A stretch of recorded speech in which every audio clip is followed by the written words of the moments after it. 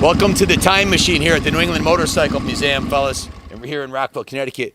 Flashback to the 70s when I was in high school. Actually, when I was in middle school, I had a Daytona 500 hand-me-down from my dad to my brother to me.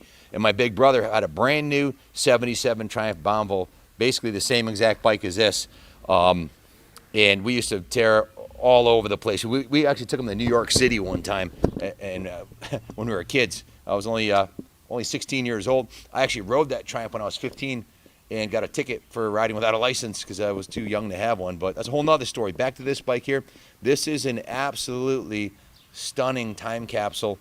Jim Garvey, a friend of ours from upstate New York, who's getting up there in years. Unfortunately, his family passed away and he's on his own, and decided to sell this bike. He's had this bike for decades. This bike is over 40 years old. It was a labor of love for him because as he got up in years, he had problems with his knees. He couldn't ride it. So he put this thing in his living room. I'll show you a picture. Stripped it right down to the frame and spent 3 years doing a complete frame-off restoration. Fully documented. Now, the quality and the fit and finish of the cosmetics on this bike are better than any restored. Actually, there's one restored Bonneville owned by the president of the Antique Motorcycle Club of America, who happens to have a genius IQ for restoring, that is maybe better than this, but I'm not sure. I can tell you this is the finest paint job I've ever seen on any of the Bonnevilles we've had through the shop. The badge, the chrome cap, the original badges, just the paint job is off the freaking hook. This kind of quality work you just don't find.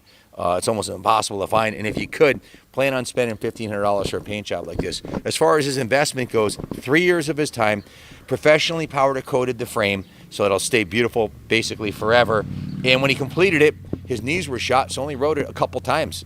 There's really no miles on the restoration. He completed it about 10 years ago, around 2012 or 13. He had like a 3-year quest. So what did he do to the bike? Well, a complete in total frame-off restoration, fully documented. See that fat stack of receipts on the counter right there?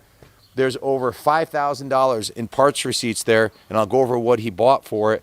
And that does not include the paint job, the powder coating, or the brand new made in England correct rims and spokes, or the chains and sprockets and tires. So $7,500 in parts and accessories and paint and powder coating, fully documented on this bike, and 3 years of his time.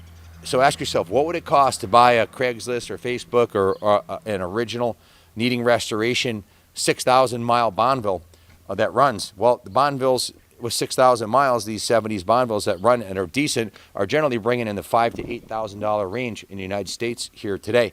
But to take that bike, and that's what he paid for it. He paid he paid $4,500 for the bike.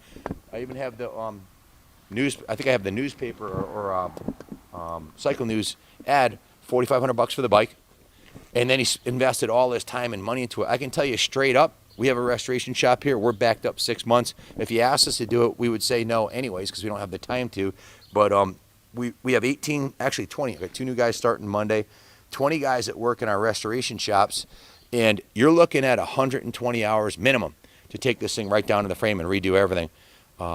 At $90 an hour, that's 10 grand plus a part. So you're looking at a $17,000 restoration on your bike. So if you want to do one yourself, well, plan on spending a couple years and nights and weekends and lots of aggravation chasing parts. This one's done. It's ready to go. We can ship it anywhere in the world. I'd love to leave it here in the museum. I do have several concourse Bonnevilles of this era, so it's kind of it would kind of be redundant to keep it. But this one's super nice. If you want to leave it on display here, we'd love to have it.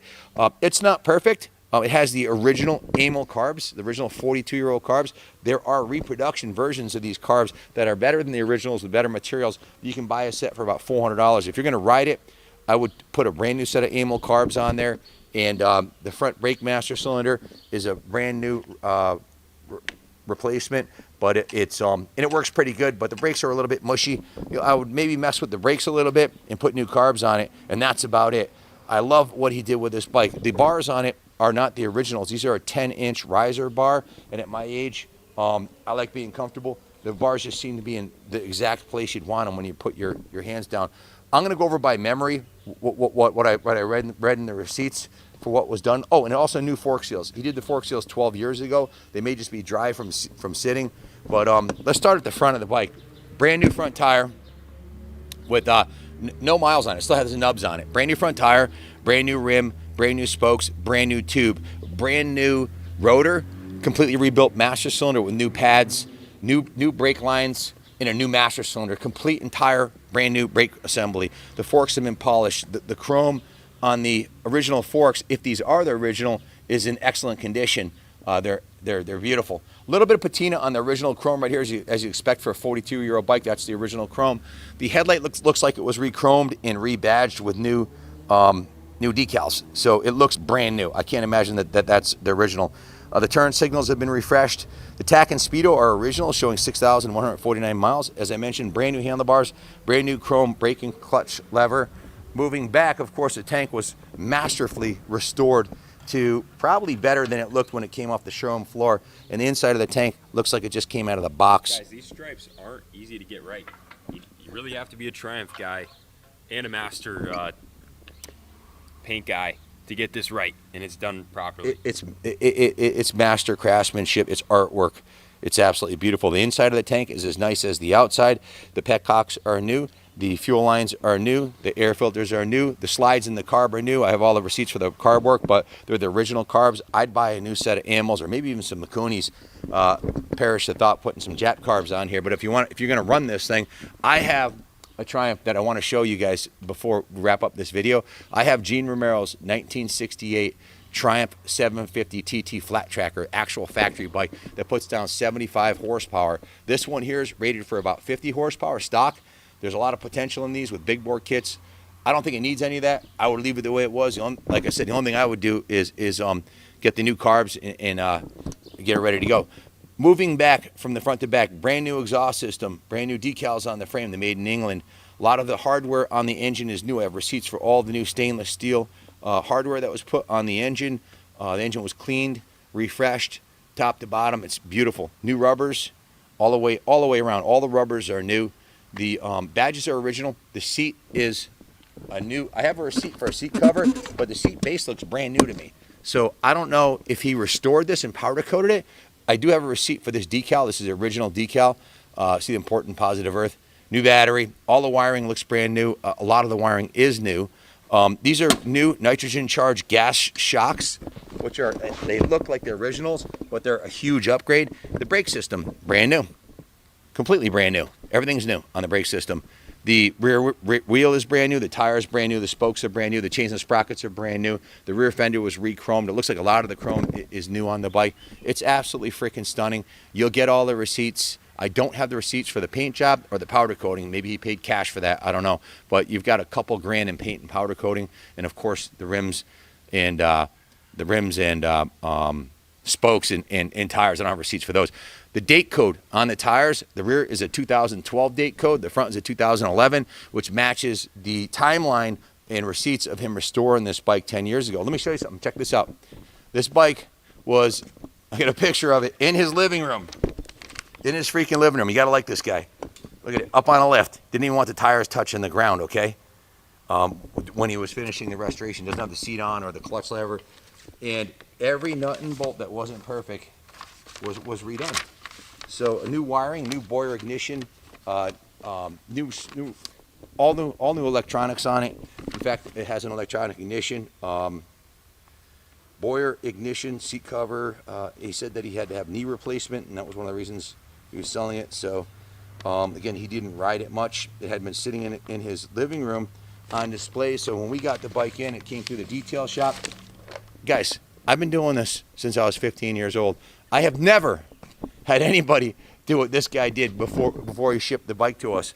Jim pulled it out of the trailer, and he had coated the gas tank and all the chrome on the bike with a fine layer of wax, and it was covered in wax because he didn't want any of the finishes of the chrome to get any flash rusting or whatever. So when we got it, we hand washed it, and as we washed it, we watched the beautiful bike appear from underneath it. I mean, just the guy was obsessed with it, Jim Garvey. Jim, awesome job on the bike. I know you're going to see this video. Hats off. I know how much blood, sweat, and tears you put into this thing, and it's a beautiful piece. Whoever gets this is getting a This is a forever bike. If you're looking for a bike that looks like it just came out of the box, but it's almost 50 years old, if you want a classic investment quality motorcycle that's a joy to ride, these things handle great, and you can hop them up. My brother he had his hopped up. He'd ride wheelies all the way up the road.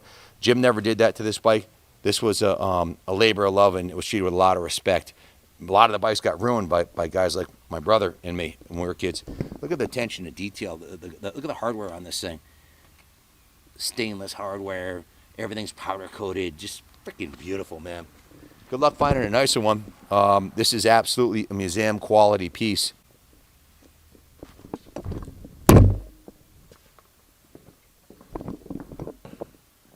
Ready? I'm going to give you a peek of one of my prized possessions.